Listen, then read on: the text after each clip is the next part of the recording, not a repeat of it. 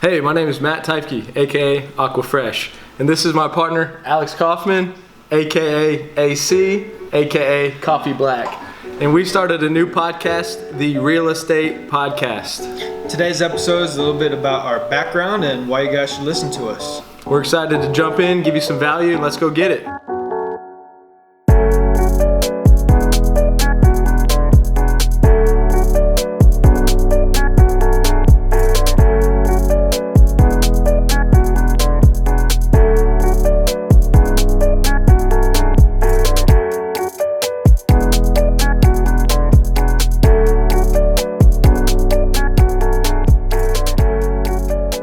Hey guys, good morning. Happy Monday. Welcome to the Real Estate Podcast. We're super excited that you tuned in. We're excited to be here.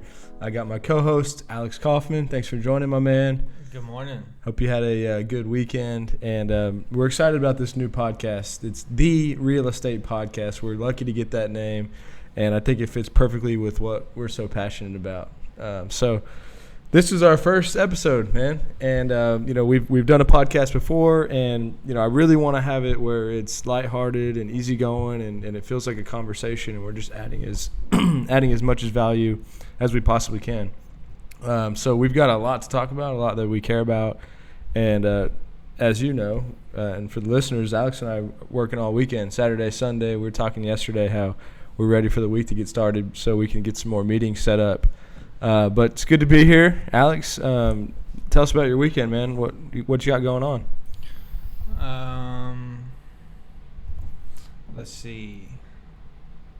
Saturday, we were working most of the day, and then, that's what we did Saturday. So Saturday, pretty much worked most of the day, and then when we got off of work, or when my girl got off of work, we went over to my sister's house and played some Monopoly. I think they're still sore from the whooping. Dude, I'm the worst ever to play Monopoly with because I start trying to get into owner financing and sale leasebacks and like master leases, and I start making up all these rules. Nobody likes playing Monopoly with me. I get pretty ruthless, and I take it very seriously. Stick straight to the rules, or do you get a little bit creative? Well, I stick straight to the rules. The thing is, though, is that at least the last couple of times we played, I always got Boardwalk and Park Place, and then I always just throw all my houses on there. And then, everybody buys up all these properties beforehand, and then they land on Park Place or Boardwalk, and they owe me like $1,300, $2,100, and then I just take all their properties because they don't have cash. So I just take everything they've got, and then I end up owning everything, and then therefore it's not fun anymore. And they just I'll do a deal, like it'll be me, you, and Andrew playing, and I'll say like, all right, Andrew, I don't have to pay you for the next 3 times I land on these properties, but I'll give you half rent when you land on mine, but I want the option to acquire both of your Park Place and Boardwalk. I guess I need to play with better players. I don't know if that's a better player, but like I'm just having fun with it, like getting outside of the box. And my brother and Robert have been known to flip a Monopoly board over while playing with me. Bet. Well, no, we haven't gone into that. I pretty much just take all the property, and then it's game over. So right on, man. Well, so I played some Monopoly, and then yesterday went to the gym. Sundays are a little more relaxed. My girl has Sundays off, and we tend to do things together. And then, so I went to the gym. Then we went to the grocery store, got some ribs, came home, cooked some ribs, did some stuff on the computer. That was about it, though. Nice. Yeah, I saw those ribs. They look good. And then we had a coaching call yesterday. Yeah, did we have a couple? Yeah, we had two calls, yeah. So that was cool. Getting some investors motivated on a Sunday, and yeah, man, I'm excited for this week. But if you can, like, just to kind of back up a little bit, let's kind of dive into who we are and let the listeners know a little bit about our background, where we come from, and as we progress through these shows, they get to know us more, and we can just try and help out, and they can grow with us. Because one thing about what we have going on is it's changing literally every week, and there's something new, and I feel like we're constantly evolving and it's just fast paced. So it's a wild ride for me, and it's a journey, and it's exciting, and I'm happy to share it with everyone and everyone to be on board with this as well.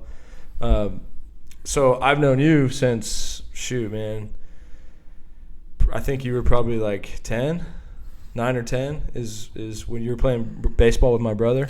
Yeah, it's probably 8, 9, 10, somewhere around there. Yeah. And, Alex was best friends with my brother for a long time and grew up in the same neighborhood. And there's a huge story about how everything came together just in the last 2 months to actually make Alex a partner at Tree. And if you don't mind, kind of walk us through like your background growing up and how you got to where you are today.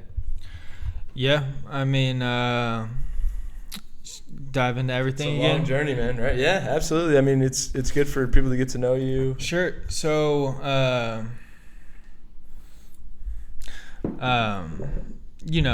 growing up, everything was all good and played sports, and I've always had an interest in real estate. I've always had an interest in working for myself, and I always have worked for myself for the most part, except for when I, had to have a W-2 job. But, I didn't go the traditional route that I think most people do, and I don't have a college education or the traditional education like most people do. I really don't even know if I have a high school education. I didn't really go to school too much. Never saw the degree? You just moved on? What? High school? I got the diploma. Got it. Yeah. So you're saying you don't know if you soaked anything up. I didn't soak anything up. I didn't really go to school too often, and when I was there, I wasn't really present or learning. And so, after I was going down the wrong path. But you were always trying to make money. Yeah. That's what's interesting, because when my brother was telling me, he was like, man, Alex was trying to sell stuff when he was like 12 years old, when he was 14 years old. And I actually didn't really have that. I was more straight into sports. And right. When I hear about like entrepreneurs and stuff, it's like these entrepreneurs like grew up, trying to sell newspapers or whatever it would be. Like I just didn't have that, but I do consider myself a true entrepreneur. But I just wasn't selling at a young age, and I don't know. I think maybe it's because I was so into sports. But it's interesting to see like where that came from. Like, was it just in you, or did you see your parents or anything like that? No, it was just in me. My family's not really entrepreneurial in that sense, and so I didn't really learn it from them. Really, it was Sam and I. I mean, Sam is the same way, Sam and I. Sam's my brother. Yep, Sam and I were. We were always gambling. We were always doing whatever it was to try and make money. I remember we were like 10 years old, and we'd go up to Austin Park and Pizza, and Sam and I would bet like grown men in pool, and we they're serious, and we would win, and or it was basketball or whatever it was. Sam and I were always gambling, and then I started selling things when I was 13, 14, 15, all the way up. But yeah, man, I've always been able to go out and get money, however I had to. Yeah, right on. So that's just something that's been in you. And then, you went to Corpus. Like, when did you start thinking about real estate? And like, walk us through that path of like starting to think about it versus when you started going at it hardcore, and like what that process was like. Yeah, man. So I've always thought about real estate. I've always thought about owning it. I've always looked at real estate, driving down the road or whatever it was, and just always imagined owning real estate, specifically commercial real estate, is what fascinated me when I was, growing up. Mm-hmm. Owning commercial, big buildings, big offices, whatever it was. And so, yeah, I've always been interested in owning real estate. And then in Corpus is when I got my first job in real estate. So I worked at a place called Action Property Management. I believe it was called the Herald. Yeah. In Ryan. And I started there that was just the introduction. I needed a job, and Ryan was working there. Mm-hmm. and Ryan hooked me up with Harold, and they gave me a shot. And basically all I did was, the first thing I did at this job was just input information into, a spreadsheet that they had. Like, I forget what it was.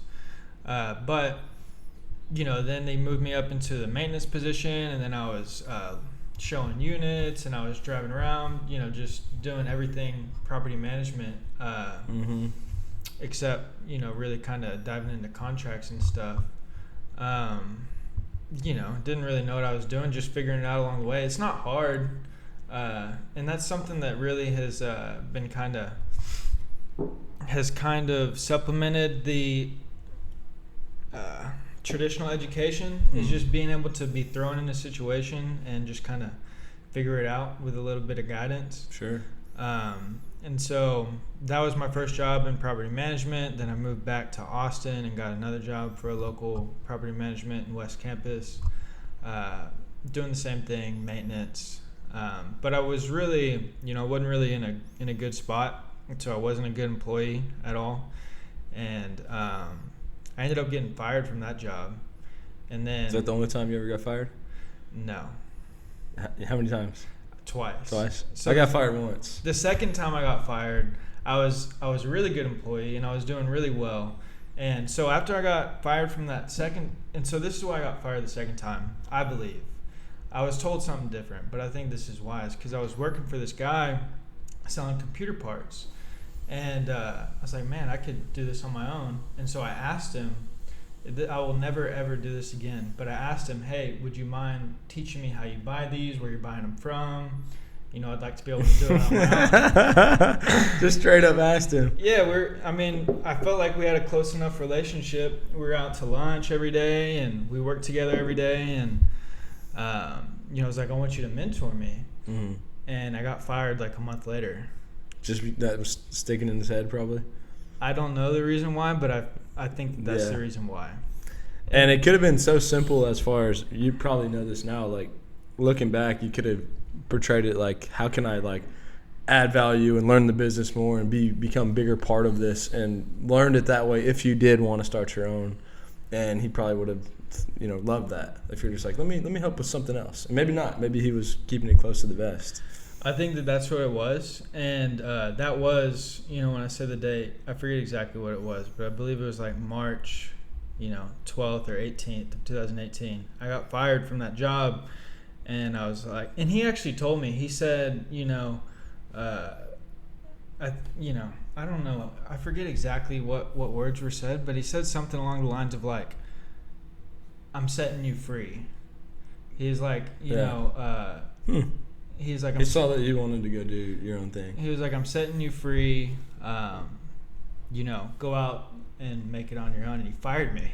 And that was the second time I've been fired. And so I made that decision. I was like, I'm never going back to work for somebody again. And I'm going to go figure it out. And if I don't do it now, then I'll never do it. Mm-hmm. And so that was, what started this new journey. Nice, man. Yeah. So, I guess now at this point, like, you've had a ton of different experiences with other jobs, and you've kind of bounced around. I feel lucky, and I'll kind of get into my background in a second, that I picked something super early and just stuck with it. And I really never questioned that. And I just feel blessed about that, because I have people ask me about real estate daily, and they're all trying to get in it. And I'm like, man, I'm already in it. I'm lucky to be there. So I guess, how do you feel about where you're at now with, being an entrepreneur, being passionate about a lot of different things? Like, I think real estate allows you to do anything you want anyways, but like, you feel like this feels a lot different than anything in the past. Like, this feels like something that you're going to do for a long time. And maybe you felt like that with the other things at the time too. No, I didn't.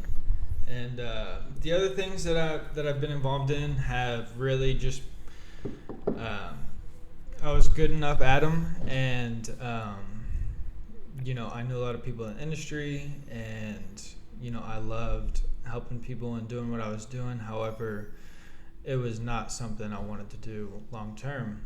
And I love real estate. Everything we do on a daily basis is stuff I do for fun. Mm-hmm. Like, it's not work. This is stuff that I've been doing with you without getting paid for the last 2.5, 3 years. And so now I get paid to do it. Yeah, nice, but man. It's just fun, and I will do real estate for the rest of my life. I mean, there's nothing I'd rather be doing. Yeah, that's cool, man. Yeah, I feel the same way. It's a fun industry, and that's I think why we like talking about it is I have the mindset, I know you do too, that everyone can go get whatever they want. I saw this quote the other day, and it was like, there's plenty of room at the top. And it's so true. Like when you start elevating in life, like you don't think that like people are taking from you, or you have to keep things to your vest. And we don't even want people like that around, but it's like this abundance, share, there's opportunity for everyone, and just getting the message out. Everything that we talk about, someone could just steal what we do, and we could look at that as like they're our competition, but I don't even think like that for half a second. Yeah, well, I mean, it's not like it's proprietary information either. I mean, yeah, that's a good point. But it is valuable. Like the stuff that we have that we've learned over 10 years, people literally have no idea. Right. But I mean, yeah, I get it. Like we can set someone up 2 years ahead of time by just kind of walking them through mistakes that we made, and like how to write a contract and all these other basic things.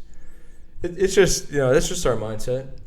No, absolutely. I just don't feel like, I agree with you. I mean, of course we love helping people, and we're not trying to keep this stuff close to us, but I mean, you go Apple Podcast, type in real estate, and learn whatever you want. Right. You go to YouTube, right. Learn whatever you want. It's not like it's industry secrets. Sure. There's little tips and stuff here and there, but like, yeah, you're right. Everything's online. So just real quick on my background, started when I was 17. Actually, back it up. My mom was buying some properties, and I remember going over to these properties and maybe helping with an eviction or doing some work with Robert Culver, like actually tearing up the floor or whatever it may be. And I did that for on and off, just like random jobs. And then I worked a bunch of different jobs. I worked at a baseball field, raking the fields. I worked at Bush's Chicken. I worked at Wingstop. I worked at an asphalt paving company. I worked at... You loved Wingstop, huh? I love Wingstop. Still do, man. I wish I would have bought their stock when they went public, because they're doing pretty good. Are they? Yeah. I worked at Shoe Palace with my buddy Ross. And I just, at some point, I kept bouncing around. I did have a lot of jobs. I bounced around. I was like trying different things out. And I just really remember looking at the clock and just like, oh my God, I got 2 hours, I got 1 hour. Like it drove me crazy. And so I always knew I wanted to do my own thing. And I saw real estate, because my mom had bought some properties, as the easiest way to get to financial freedom, because my mind was blown by buy a house, put a down payment, the renters pay off the mortgage, then it just keeps going up in value and appreciation, and the mortgage is going down every month. So like, man, you just get 5, 10, 15 of these over 10, 20 years, and you retire and just collect rent. And so I was fascinated by that idea, and I got my license in college, started hustling, man. I was dressing like you back then, wearing a suit and tie, going to class. I didn't care about class for a second. I was texting, like trying to get new clients. I remember while I was trying to build my real estate business, I was working at Papa John's delivering pizzas. I literally remember my first real estate call. I was mopping the floor, and I like literally jumped on the phone, and I just like kept mopping, and it was my first lead, and it was a buyer, and like I ended up closing that deal. But like at that time, and still to this day, I created these habits where I just don't miss a phone call, because I have this idea, and it's probably true, that if they call me and I miss it, they're probably calling the next realtor. Mm-hmm. And so it was a speed thing. And I've just been hustling ever since. But my first year, I got the Rookie of the Year in Corpus as a full-time student. And, I was super proud of that, because I was going against people that weren't in school. And I was like, man, I'm really good at this. Real quick, what was your initial goal going into, day one, not necessarily as an agent, but just as, in real estate in general? What do you remember your initial goal, and what is it now? Yeah, I mean, it was just learn. Like I've kind of stepped back, and I don't know if it's right or wrong, but I've in some ways, at some point I felt like I just had as much information as I needed about real estate. There's always stuff to learn, but when I started, like I would Google the word real estate 3 times every day and just see what articles came up. Like it would be like something in New York or, Dubai or whatever. And I would just read this article. That was one thing. And then I had a mentor, his name was Myron, and he would literally sit down with me an hour every single day and walk me through contracts, like just hardcore, how to file things, how to take notes. He was really old school, but it was valuable. And I don't use all these things the way he did, but I think subconsciously I use them. And he would every conversation he had with the client, he would take notes on it and put a date and the time and put it in that file with that contract that he was working on. And then he would just be able to recall everything that happened. He believed in driving the contract to the title company and handing it to him in person to build that relationship versus just forwarding it. And just these little tips. So he taught me for a long time. And then I had a broker that was a great guy, but didn't teach me a lot. And I still think he's a great guy, but I just kind of want to be the opposite of that in some ways, where I'm there to support our agents, because he was just not really, he just was living his own life, had a great life, and he didn't have to take my calls. But I guess my goal was to learn as much as possible, because I wanted to make a career out of this, find out ways to own properties, and be able to have a brokerage. Like the day I got my real estate license, I saw that it takes 4 years. Actually, when I first got my license, it took 2 years to get your broker's license. And 6 months before I was able to do it, they changed it to 4 years. I was like, damn. So I had to wait 2 more years. But that was always my goal. At the time, commissions have changed. They were 50-50. I was on a 50-50 split, and then I went to 60-40 my second year. And I was just like, man, I'll just go get 10 agents, 50-50 split, and I'll just make money. It'll be good. Life will be easy. That was my thought. And realizing now, I just have bigger dreams than that. I want to keep pushing and keep growing. And plus the commission splits have changed significantly. So that's not, the plan. But it wasn't competitive back then, or maybe just your brokerage wasn't competitive. Maybe it was in Corpus, because I took the first brokerage job that I got. I had 3 interviews set up. It was guaranteeing Coldwell Bankers and Keller Williams. And I went in suit and tie, and he's like, you got the job. I'm like, all right. So I canceled the other 2 and took the job. And I was the first one in and the last one out every single day for 2 or 3 years, straight up. And it was an office where if the phone rang and you're the one there, you get the call. So I'd get all the calls. And my first year, I sold $19,000 or $16,000 worth of real estate. Commission wise? Yeah. And I can picture every deal I closed. And there was this listing. It was this garage apartment, and I was so happy to get this listing. It was $71,000, and I never ended up selling that. Nobody could sell that thing. It was, but I was so happy to have a sign. I mowed the yard myself to then put my sign up and take a picture. I had decals on my truck. It said TAMUCC Realtor. Call me anytime. It's free. Help you find a property to lease. Someone ended up stealing those from my truck, which really sucked. But I was also I was following some of these guys. It's probably your competition, right? You don't think they were putting them out for advertisement? I know, right? But I was following these internet guys, Jared something and a guy named Mario Janapur, and they were starting to get in. I feel at this time, this was 2014, 13. YouTube was still relatively new. And these guys were realtors putting out YouTube content, and they're like, you got to start doing this. It was Google Plus and YouTube and a blog and Twitter, and I was on it early, in my opinion. And one of my buddies, Robert McLeod, started making fun of me, and he was reading my blogs in this weird voice, and I started feeling insecure about it, so I stopped. He's like, hi, my name is Matthew, and he was just going through all this stuff. So I stopped, and I'm still pissed about that, because I feel I would have a much bigger following, because I would have been doing this 5 years beforehand. anyways, those guys are still doing it, and they're super successful with it. But yeah, I have videos talking to the camera at 17 or 18, like pitching myself as a realtor, and it's kind of cool to go look back at that. So yeah, and then I graduated from school. I moved back to Round Rock. I worked for a commercial broker called Don Quick, and got an extremely good name in Williamson County. In a lot of ways, dominates the listings here in Williamson County. You see the signs everywhere. And I was lucky to get the same situation with Don as I had with Myron in Corpus. Don, I would go to the office every day at 7, and Don would mentor me for an hour. And, like, in my mind, I'm like, this is freaking invaluable. I've got these guys that are 70, 80 years old, been doing this for 50 years, that are literally just giving me everything they have.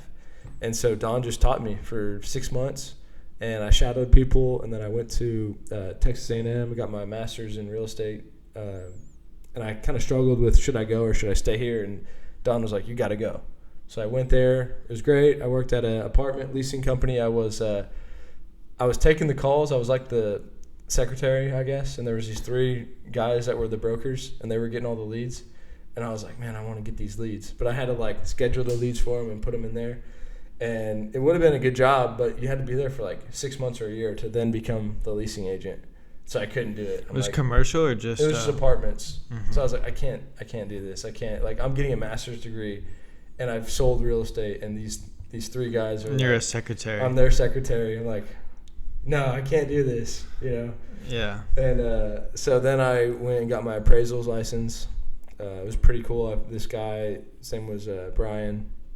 He paid for me to get my license, and he paid me to be there. Like, I was at the office for 7 hours a day for 2 weeks, just taking my class, getting paid, and he paid for my license. So I got my appraisal license, and my goal was to basically learn how to value property.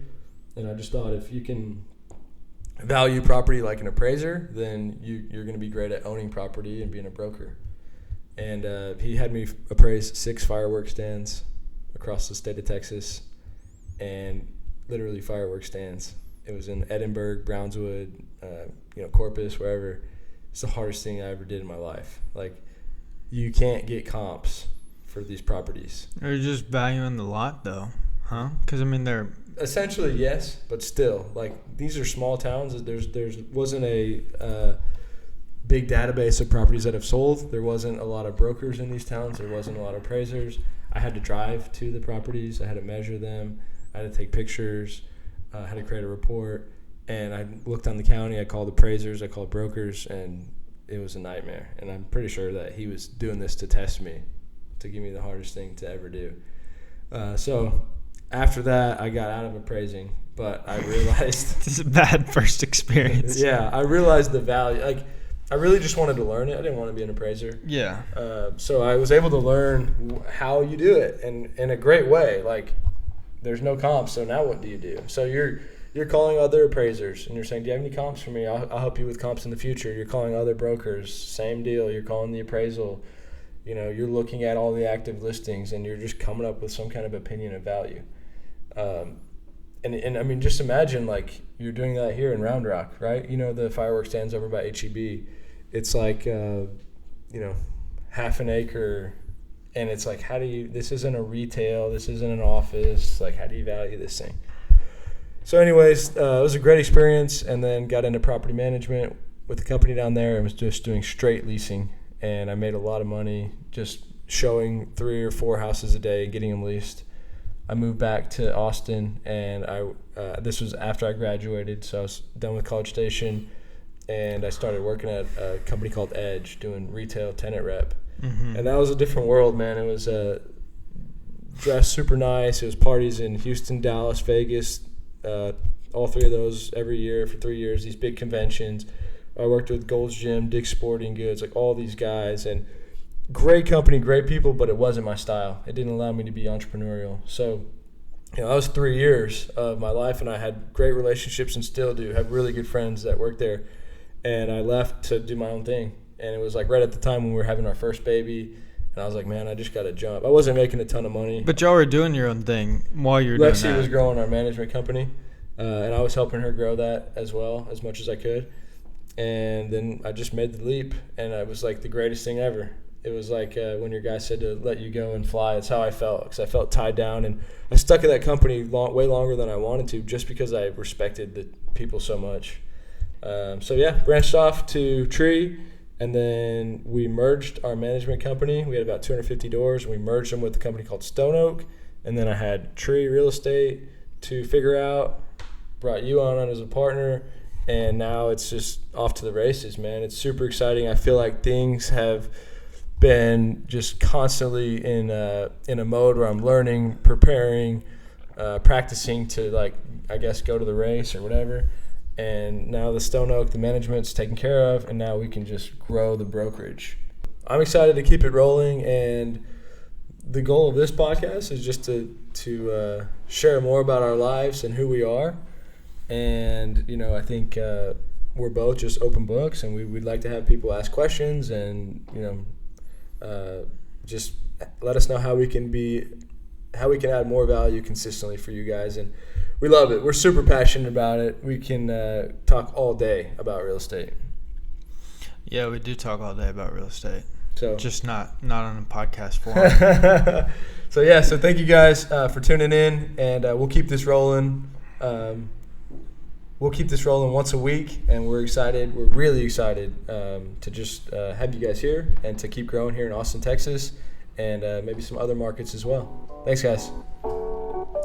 Have a good week. See y'all next week.